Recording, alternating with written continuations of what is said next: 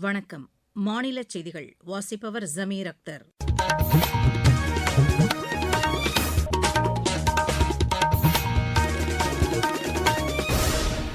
தலைப்புச் செய்திகள். கல்வி, திறன் மேம்பாடு, புதுமை கண்டுபிடிப்பு உள்ளிட்ட துறைகளில் இந்தியா, ஆஸ்திரேலியா நாடுகள் இணைந்து செயல்படுவதற்கான வாய்ப்புகள் உள்ளதாக பிரதமர் திரு நரேந்திர மோடி கூறியுள்ளார். வீட்டுவசதி தொடர்பான அனைத்து திட்டங்களையும் விரைந்து நிறைவேற்றுவதற்கான நடவடிக்கைகள் மேற்கொள்ளப்பட்டு வருவதாக மாநில அமைச்சர் திரு ராஜ்குமார் தெரிவித்துள்ளார். அரசு மற்றும் அரசு உதவி பெறும் பள்ளிகளில் மாணவர் சேர்க்கையை அதிகரிப்பதற்கான நடவடிக்கைகளில் மாநில அரசு கவனம் செலுத்த வேண்டும் என்று பிஜேபி மாநில தலைவர் திரு நயினார் நாகேந்திரன் கூறியுள்ளார். கோவை, நீலகிரி மாவட்டங்களில் ஓரிரு இடங்களில் பலத்த காற்றுடன் கூடிய கனமழைக்கு வாய்ப்புள்ளதாக சென்னை வானிலை ஆய்வு மையம் தெரிவித்துள்ளது. இந்தியா, இங்கிலாந்து அணிகளுக்கு இடையேயான மகளிர் டெஸ்ட் கிரிக்கெட் போட்டி இன்று நடைபெறுகிறது. இனி விரிவான செய்திகள். கல்வி, திறன் மேம்பாடு, புதுமை கண்டுபிடிப்பு உள்ளிட்ட பல்வேறு துறைகளில் இந்தியா, ஆஸ்திரேலியா நாடுகள் இணைந்து செயல்படுவதற்கான வாய்ப்புகள் உள்ளதாக பிரதமர் திரு நரேந்திர மோடி கூறியுள்ளார். சமூக வலைதளத்தில் பிரதமர் வெளியிட்டுள்ள பதிவில் இதனை தெரிவித்துள்ளார்.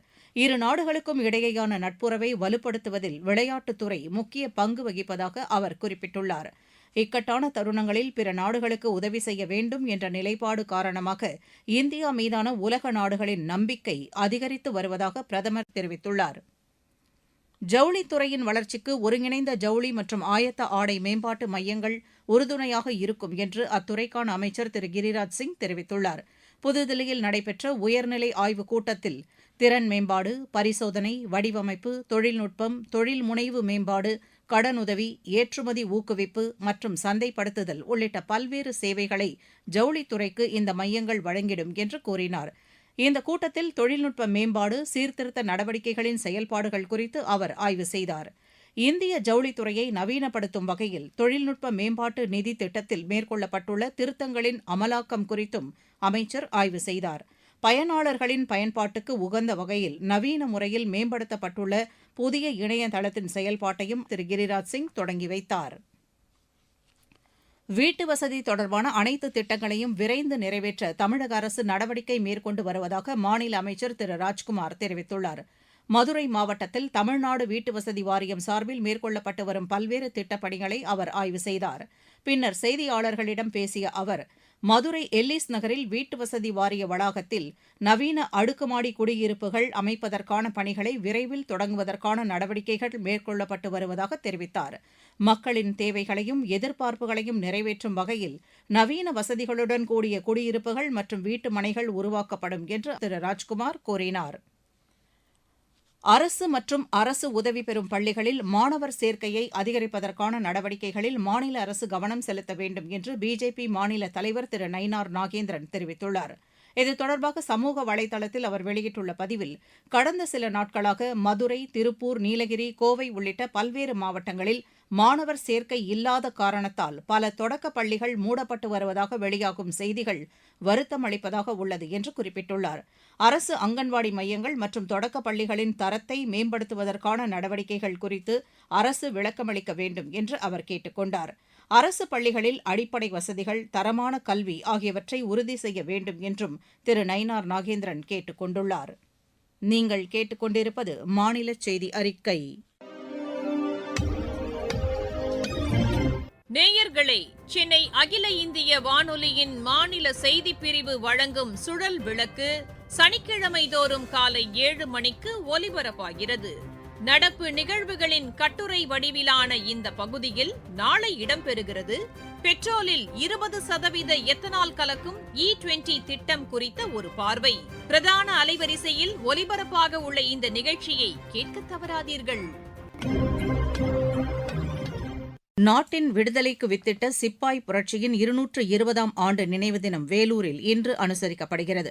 இச்சம்பவத்தின் நினைவாக வேலூர் கோட்டை எதிரே தமிழக அரசால் அமைக்கப்பட்ட நினைவு தூணில் முன்னாள் ராணுவத்தினர், பொதுமக்கள் உள்ளிட்டோர் பெருமளவில் பங்கேற்று அஞ்சலி செலுத்த உள்ளதாக எமது செய்தியாளர் தெரிவிக்கிறார். நாட்டின் விடுதலைக்கு வித்திட்ட வேலூர் சிப்பாய் புரட்சியின் 220ஆம் ஆண்டின் நினைவு தினம் இன்று வேலூரில் அனுசரிக்கப்படுகிறது. இச்சம்பவம் நினைவாக வேலூர் கோட்டை எதிரே 1998ஆம் ஆண்டு தமிழக அரசால் நினைவு தூண் அமைக்கப்பட்டு ஆண்டுதோறும் ஜூலை 10ஆம் நாள் அஞ்சலி செலுத்தப்பட்டு வருகிறது. அதனையொட்டி இன்று காலை வேலூர் கோட்டை எதிரே உள்ள சிப்பாய் புரட்சி நினைவு தூணில் மாவட்ட ஆட்சித்தலைவர் திருமதி லீலா அலெக்ஸ், மாவட்ட காவல்துறை கண்காணிப்பாளர் மற்றும் முன்னாள் ராணுவத்தினர், பொதுமக்கள் ஆகியோர் மலர் வளையம் வைத்து அஞ்சலி செலுத்த உள்ளனர். வேலூரிலிருந்து மோகன். நீலகிரி மாவட்டத்தில் பெய்து வரும் பருவமழை காரணமாக உதகை, கூடலூர் உள்ளிட்ட சுற்று வட்டார பகுதிகளில் இதமான சூழல் நிலவி வருகிறது. முதுமலை புலிகள் காப்பகத்திற்கு உட்பட்ட வனப்பகுதிகளில் வனவிலங்குகள் உணவிற்காக சாலைகளில் வலம் வருவதால் சுற்றுலாப் பயணிகள் உரிய முன்னெச்சரிக்கையுடன் பயணம் மேற்கொள்ள வேண்டும் என்று வனத்துறையினர் அறிவுறுத்தியுள்ளதாக எமது செய்தியாளர் தெரிவிக்கிறார். நீலகிரி மாவட்டத்தில் தென்மேற்கு பருவமழை தொடங்கியுள்ள நிலையில் உதகை, கூடலூர் சுற்றுவட்டார பகுதிகளில் மிதமான மழை பெய்து வருகிறது. குறிப்பாக முதுமலை புலிகள் காப்பகத்திற்குட்பட்ட வனப்பகுதிகளில் கடந்த சில நாட்களாக பெய்து வரும் மழையால் வனப்பகுதி பச்சை பசேல் என காட்சியளிக்கிறது. இதனால் தெப்பக்காட்டிலிருந்து தொரப்பள்ளி மற்றும் மசனகுடி சாலை, மாயார் மற்றும் சிங்காரா சாலையோரங்களில் ஏராளமான வனவிலங்குகள் தென்பட்டன. இந்நிலையில் சாலையோரங்களில் வனவிலங்குகள் நடமாட்டம் அதிகரித்துள்ளதால் சுற்றுலா பயணிகள் மற்றும் உள்ளூர்வாசிகள் வாகனங்களை நிறுத்தி வனவிலங்குகளை பார்ப்பது, புகைப்படம் எடுப்பது போன்ற செயல்களை தவிர்த்து பாதுகாப்பான பயணத்தை மேற்கொள்ள வனத்துறையினர் அறிவுறுத்தியுள்ளனர். உதகையிலிருந்து சரவணன்.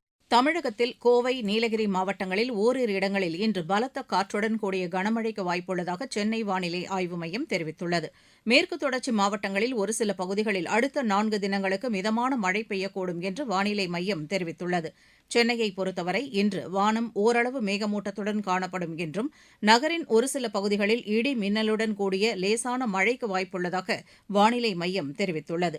இதனிடையே சென்னை மற்றும் புறநகர் பகுதிகளில் நேற்று மாலை பெய்த மழை காரணமாக விமான நிலையத்தில் 20 விமான சேவைகள் பாதிக்கப்பட்டதாக எமது செய்தியாளர் தெரிவிக்கிறார். திருவள்ளூர் மாவட்டத்தில் கடந்த சில நாட்களாக கடும் வெப்பம் நிலவி வந்த நிலையில் திருத்தணி, ஆர்கேபேட்டை, திருவாலங்காடு, திருவள்ளூர், ஆவடி போன்ற பகுதிகளில் நேற்று கனமழை பெய்து குளிர்ந்த சூழல் நிலவியதாக எமது செய்தியாளர் தெரிவிக்கிறார். இருவரிச் செய்திகள். அமெரிக்கா நடத்திய தாக்குதலை அடுத்து பஹ்ரைன், குவைத், கத்தாரில் உள்ள அமெரிக்க ராணுவ நிலைகள் மீது தாக்குதல் நடத்தப்பட்டதாக ஈரான் தெரிவித்துள்ளது. பயங்கரவாத ஆதரவு நாடு என்ற பட்டியலிலிருந்து சிரியாவை நீக்குவது என்ற முடிவை அமெரிக்க அதிபர் டொனால்டு ட்ரம்ப் அந்நாட்டு நாடாளுமன்றத்தில் தெரிவித்துள்ளார். நடப்பு நிதியாண்டில் இந்தியாவின் பொருளாதார வளர்ச்சி 7% இருக்கும் என்று சர்வதேச செலாவணி நிதியம் கணித்துள்ளது. செயற்கை கருத்தரிப்பு மருத்துவமனைகளில் விதிமுறைகள் முறையாக பின்பற்றப்படுவது குறித்து ஆய்வு செய்வதற்காக உயர்நிலை நிபுணர் குழுவை தேசிய மகளிர் ஆணையம் அமைத்துள்ளது. விதிமுறைகளை முறையாக பின்பற்றாத மதுபான உற்பத்தி நிறுவனங்களுக்கு இந்திய உணவு பாதுகாப்பு மற்றும் தரநிலை ஆணையம் நோட்டீஸ் அனுப்பியுள்ளது. உள்நாட்டு காலனி உற்பத்திக்கான சூழல் அமைப்பை வலுப்படுத்தும் வகையில் தரக்கட்டுப்பாட்டு விதிகள் திருத்தி அமைக்கப்பட்டுள்ளதாக மத்திய வர்த்தக அமைச்சகம் கூறியுள்ளது. நாமக்கல் மாவட்டம் அரசு மருத்துவமனையில் பெண் குழந்தைகளை காப்போம், பெண் குழந்தைகளுக்கு கற்பிப்போம் திட்டத்தின் கீழ் தாய்மார்களுக்கு நினைவு பரிசு பெட்டகத்தினை ஆட்சியர் திரு மதுபாலன் வழங்கினார். கோவை மாவட்ட ஆட்சியர் அலுவலகத்தில் மத்திய அரசின் புதிய தொழிலாளர் சட்ட தொகுப்புகள் குறித்த கருத்தரங்கம் நேற்று நடைபெற்றது. வேலூர் மாவட்டம் காட்பாடி அருகே வனத்துறையினர் மேற்கொண்ட சோதனையில் பதுக்கி வைக்கப்பட்டிருந்த 2 யானை தந்தம் பறிமுதல் செய்யப்பட்டது. நீலகிரி மாவட்டம் பாட்டவயல் பகுதியில் கம்பி வேலியில் சிக்கியிருந்த சிறுத்தையை மீட்ட வனத்துறையினர் முதுமலை வனப்பகுதியில் பாதுகாப்பாக விடுவித்தனர். விளையாட்டுச் செய்திகள். இந்தியா, இங்கிலாந்து அணிகளுக்கு இடையேயான மகளிர் டெஸ்ட் கிரிக்கெட் போட்டி இன்று நடைபெறுகிறது.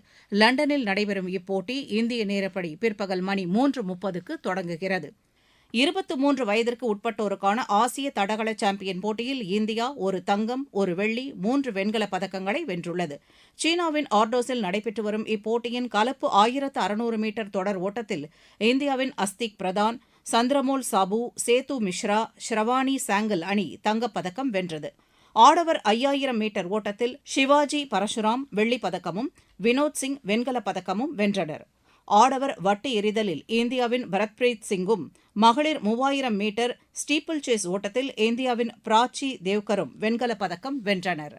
ருமேனியாவில் நடைபெற்று வரும் சர்வதேச டென்னிஸ் போட்டியில் இந்தியாவின் சித்தாந்த் பாந்தியா, பல்கேரியாவின் அலெக்சாண்டர் டான்ஸ்கி இணை அரையிறுதிக்கு முன்னேறியுள்ளது. ஆடவர் இரட்டையர் பிரிவு காலிறுதி ஆட்டத்தில் இந்த இணை 6-3, 6-4 என்ற செட் கணக்கில் ருமேனியாவின் விளாட் விக்டர் கார்னியா, மால்டோவாவின் ராடு ஆல்பர்ட் இணையை வென்றது. மீண்டும் தலைப்புச் செய்திகள். கல்வி, திறன் மேம்பாடு, புதுமை கண்டுபிடிப்பு உள்ளிட்ட துறைகளில் இந்தியா, ஆஸ்திரேலியா நாடுகள் இணைந்து செயல்படுவதற்கான வாய்ப்புகள் உள்ளதாக பிரதமர் திரு நரேந்திர மோடி கூறியுள்ளார். வீட்டு வசதி தொடர்பான அனைத்து திட்டங்களையும் விரைந்து நிறைவேற்றுவதற்கான நடவடிக்கைகள் மேற்கொள்ளப்பட்டு வருவதாக மாநில அமைச்சர் திரு ராஜ்குமார் தெரிவித்துள்ளார். அரசு மற்றும் அரசு உதவி பெறும் பள்ளிகளில் மாணவர் சேர்க்கையை அதிகரிப்பதற்கான நடவடிக்கைகளில் மாநில அரசு கவனம் செலுத்த வேண்டும் என்று பிஜேபி மாநில தலைவர் திரு நயினார் நாகேந்திரன் கூறியுள்ளார்.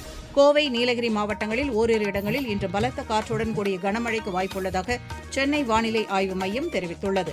இந்தியா, இங்கிலாந்து அணிகளுக்கு இடையேயான மகளிர் டெஸ்ட் கிரிக்கெட் போட்டி இன்று நடைபெறுகிறது. செய்தி அறிக்கை நிறைவு பெற்றது.